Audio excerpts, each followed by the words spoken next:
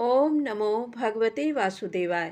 आप सभी का हमारे YouTube चैनल पर हार्दिक स्वागत है। आज शुक्रवार के दिन सुने माता अन्नपूर्णा वैभव लक्ष्मी माता की कथा। शुक्रवार के दिन सुबह घी का दीपक जलाकर मां अन्नपूर्णा की पूजा अर्चना करने के बाद कथा पढ़नी या सुननी चाहिए। अन्नपूर्णे सदा पूर्णे शंकर प्राण वल्लभे ज्ञान वैराग्य सिद्ध्यर्थम भिक्षां देहि च पार्वती। माता च पार्वती देवी पिता देवो महेश्वरा बांधवा शिव भक्ताश्च स्वदेशो भुवनत्रयम्। एक समय की बात है। काशी निवासी धनंजय की पत्नी का नाम सुलक्षणा था। उसे अन्य सब सुख प्राप्त थे, केवल निर्धनता ही उसके दुख का कारण था। ये दुख उसे हर समय सताता था। एक दिन सुलक्षणा अपने पति से बोली, स्वामी आप कुछ उद्यम करो तो काम चले। इस प्रकार कब तक काम चलेगा? सुलक्षणा की बात धनंजय के मन में बैठ गई और वह उसी दिन विश्वनाथ शंकर जी को प्रसन्न करने के लिए बैठ गया और कहने लगा, हे देवादिदेव विश्वेश्वर, मुझे पूजा पाठ कुछ आता नहीं है, केवल तुम्हारे भरोसे बैठा हूँ। इतनी विनती करके वह 2-3 दिन भूखा प्यासा बैठा रहा। ये देखकर भगवान शंकर ने उसके कान में अन्नपूर्णा अन्नपूर्णा अन्नपूर्णा इस प्रकार 3 बार कहा। ये कौन क्या कह गया, इसी सोच में धनंजय पड़ गया कि मंदिर में आते ब्राह्मणों को देखकर पूछने लगा, पंडित जी अन्नपूर्णा कौन है? ब्राह्मणों ने कहा, तू अन्न छोड़ बैठा है, सो तुझे अन्न की ही बात सूझती है। जा घर जाकर अन्न ग्रहण कर। धनंजय घर गया, स्त्री से सारी बात कही। वो बोली, नाथ चिंता मत करो, स्वयं शंकर जी ने ये मंत्र दिया है, वे स्वयं ही इस मंत्र का खुलासा करेंगे। आप फिर जाकर उनकी आराधना करो। धनंजय फिर जैसा का तैसा पूजा में बैठ गया।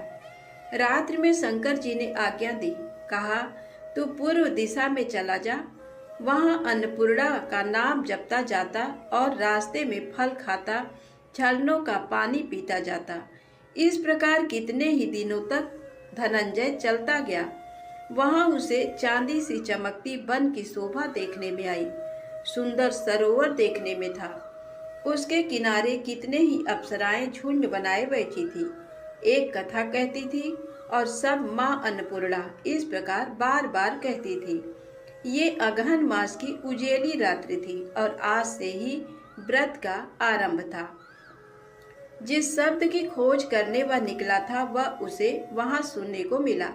धनंजय ने उनके पास जाकर पूछा, हे देवियों, आप ये क्या करती हो? उन सब ने कहा, हम सब माँ अन्नपूर्णा का व्रत करती हैं। व्रत करने से गई, पूजा क्या होता है? ये किसी ने किया भी है? इसे कब किया जाए? कैसा व्रत है और कैसी विधि है? मुझसे भी कहो। वे कहने लगी, इस व्रत को सब कोई कर सकते हैं। 21 दिन के लिए 21 गांठ का सूत लेना चाहिए। 21 दिन यदि ना बने तो एक दिन उपवास करें, ये भी ना बने तो केवल कथा सुनकर प्रसाद लें। निराहार रहकर कथा कहें। कथा सुनने वाला कोई ना मिले तो पीपल के पत्तों को रख, सुपारी या घृत कुमारी को सामने रखकर, दीपक को साक्षी कर, सूर्य, गाय, तुलसी या महादेव को बिना कथा सुनाए मुख में दाना न डालें। यदि भूल से कुछ पड़ जाए तो एक दिवस फिर उपवास करें। व्रत के दिन क्रोध ना करें और झूठ ना बोलें। धनंजय बोला, इस व्रत के करने से क्या होगा? वे कहने लगी, इसके करने से अंधों को नेत्र मिले, लूलों को हाथ मिले, निर्धन के घर धन आए, बांझन को संतान मिले, मूर्ख को विद्या आए। जो जिस किसी कामना से व्रत करे, माँ उसकी इच्छा पूरी करती है।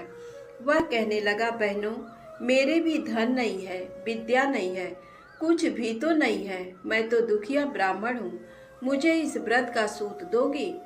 उन्होंने कहा, हाँ भाई, तेरा कल्याण हो, मैं तुझे सूत दूंगी। ले, इस व्रत का मंगल सूत्र ले। धनंजय ने व्रत किया। व्रत पूरा हुआ, तभी सरोवर में से 21 खंड की सुवर्ण सीढ़ी हीरा मोती जड़ी हुई प्रकट हुई। धनंजय जय अन्नपूर्णा अन्नपूर्णा कहता जाता था। इस प्रकार कितनी ही सीढ़ियां उतर गया तो क्या देखता है कि करोड़ों सूर्य से प्रकाशमान अन्नपूर्णा का मंदिर है। उसके सामने सुवर्ण सिंहासन पर माता अन्नपूर्णा विराजमान है। सामने भिक्षा हेतु शंकर भगवान खड़े हैं। देवांगनाएं चमर डुलाती हैं। कितनी ही हथियार बांधे पहरा देती हैं। धनंजय दौड़कर जगदम्बा के चरणों में गिर गया।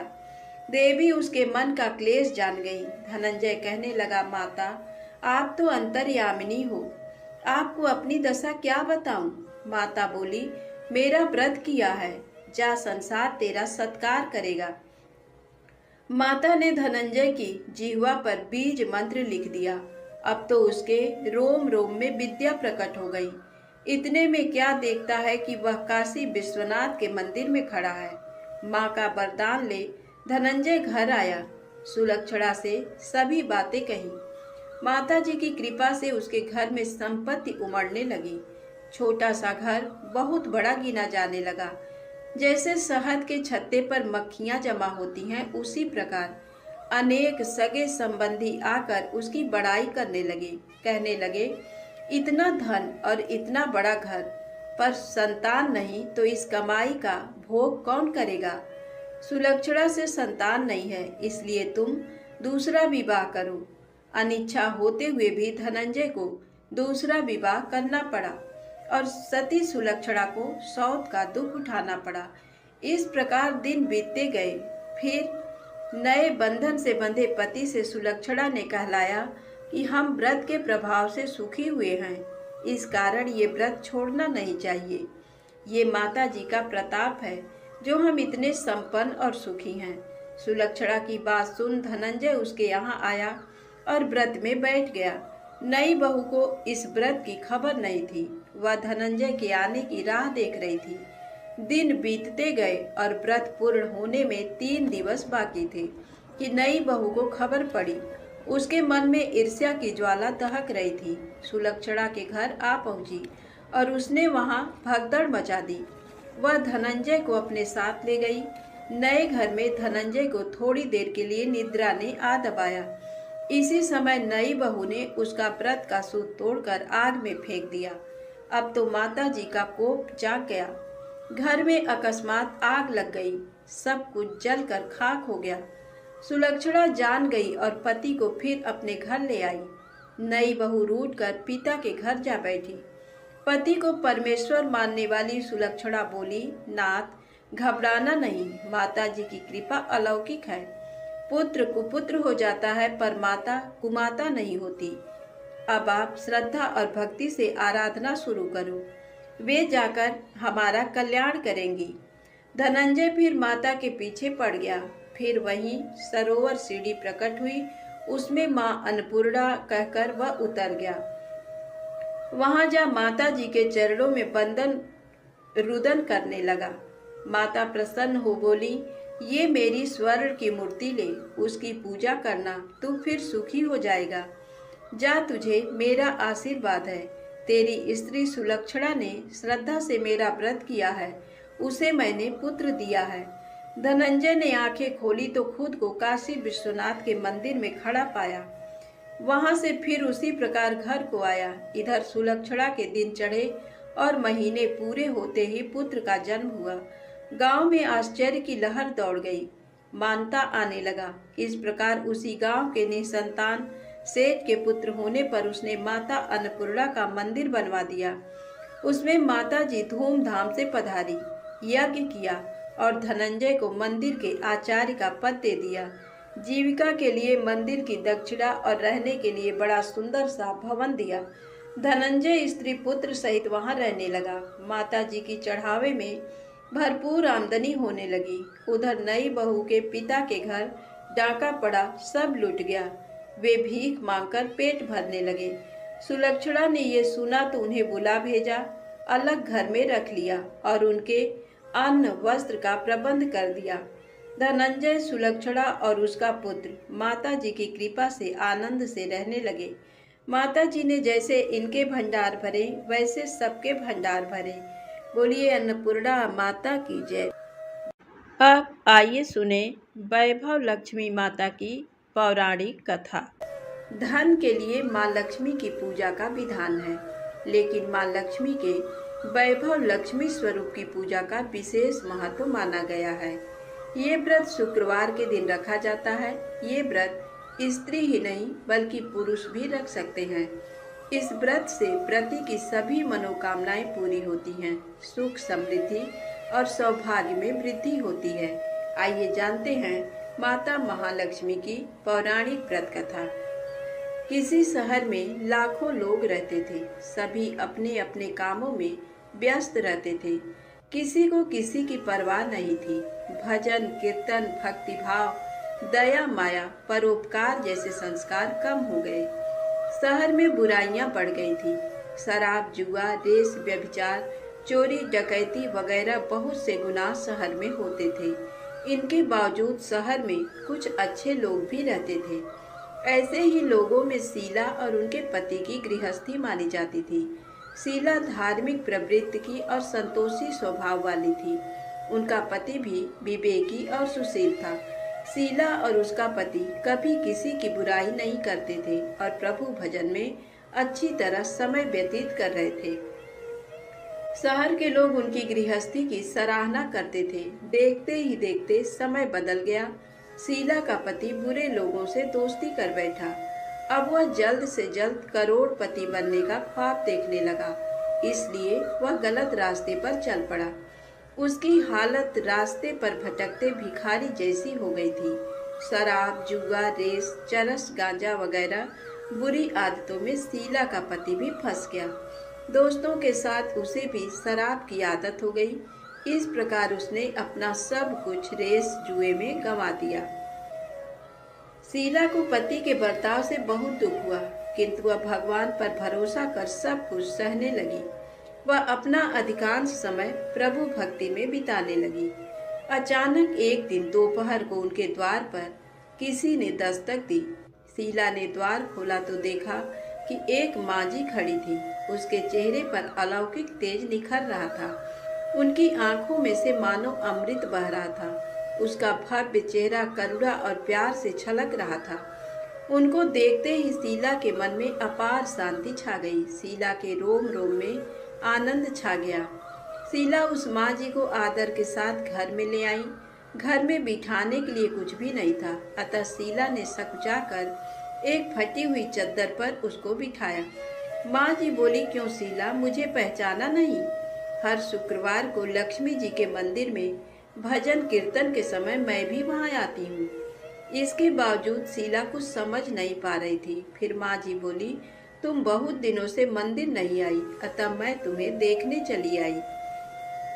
माँ जी के प्रति प्रेम भरे शब्दों से शीला का हृदय पिघल गया। उसकी आंखों में आंसू आ गए और वह बिलक बिलक कर रोने लगी। माँ जी ने कहा, बेटी, सुख और दुख तो धूप और छांव जैसे होते हैं। धैर्य रखो बेटी, मुझे तेरी सारी परेशानी बता। माँ जी के व्यवहार से शीला को काफी सब्र मिला और सुख की आस में उसने माँ जी को अपनी सारी कहानी कह सुनाई। कहानी सुनकर माँ जी ने कहा, कर्म की गति न्यारी होती है। हर इंसान को अपने पूरे कर्म भुगतने ही पड़ते हैं, इसलिए तू चिंता मत कर। अब तू कर्म भुगत चुकी है, अब तुम्हारे सुख के दिन अवश्य आएंगे। तू तो माँ लक्ष्मी जी की भक्त है। माँ लक्ष्मी जी तो प्रेम और करुणा के अवतार हैं। वे अपने भक्तों पर हमेशा ममता रखती हैं, इसलिए तू धैर्य रखकर माँ लक्ष्मी जी का व्रत कर, इससे सब कुछ ठीक हो जाएगा। शीला के पूछने पर माँ जी ने उसे व्रत की सारी विधि भी बताई।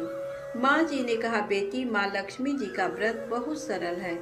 उसे वरद लक्ष्मी व्रत या वैभव लक्ष्मी व्रत कहा जाता है। ये व्रत करने वाले की सब मनोकामना पूर्ण होती है।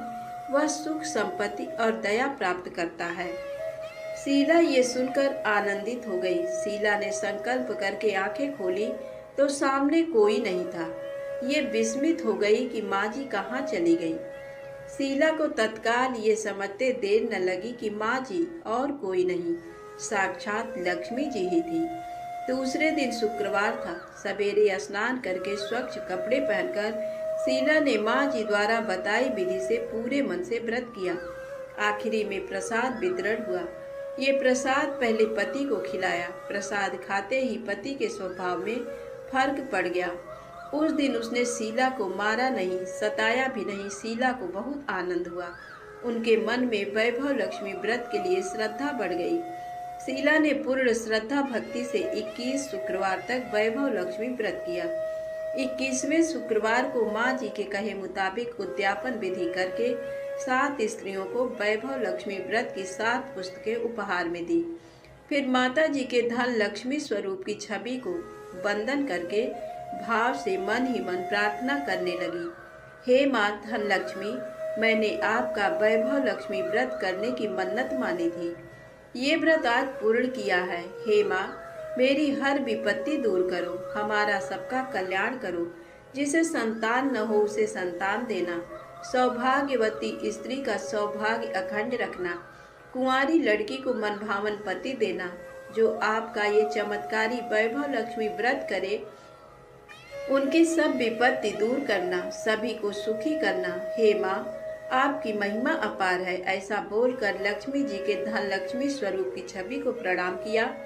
व्रत के प्रभाव से शीला का पति अच्छा आदमी बन गया और कड़ी मेहनत करके व्यवसाय करने लगा। उसने तुरंत शीला के गिरवी रखे गहने छुड़ा लिए। घर में धन की बाढ़ सी आ गई। घर में पहले जैसी सुख शांति छा गई। वैभव लक्ष्मी व्रत का प्रभाव देखकर मोहल्ले की दूसरी स्त्रियां भी विधि पूर्वक वैभव लक्ष्मी व्रत करने लगी। वैभव लक्ष्मी व्रत 7, 11 या 21 जितने भी शुक्रवारों की मन्नत मांगी हो, उसने शुक्रवार तक ये व्रत पूरी श्रद्धा तथा भावना के साथ करना चाहिए। आखिरी शुक्रवार को इसका शास्त्रीय विधि के अनुसार उद्यापन करना चाहिए। आखिरी शुक्रवार को प्रसाद के लिए खीर बनानी चाहिए। जिस प्रकार हर शुक्रवार को हम पूजन करते हैं वैसे ही करना चाहिए। पूजन के बाद माँ के सामने एक श्रीफल फोड़ें। फिर कम से कम 7 कुमारी कन्याओं या सौभाग्यशाली स्त्रियों को कुमकुम का तिलक लगाकर माँ वैभव लक्ष्मी व्रत कथा की पुस्तक की एक प्रति उपहार में देनी चाहिए और सबको खीर का प्रसाद देना चाहिए। इसके बाद माँ लक्ष्मी जी को श्रद्धा सहित प्रणाम करना चाहिए। फिर माता जी के धन लक्ष्मी स्वरूप की छवि को वंदन करके भाव से मन ही मन प्रार्थना करें। हे माँ धन लक्ष्मी, मैंने आपका वैभव लक्ष्मी व्रत करने की मन्नत मांगी थी।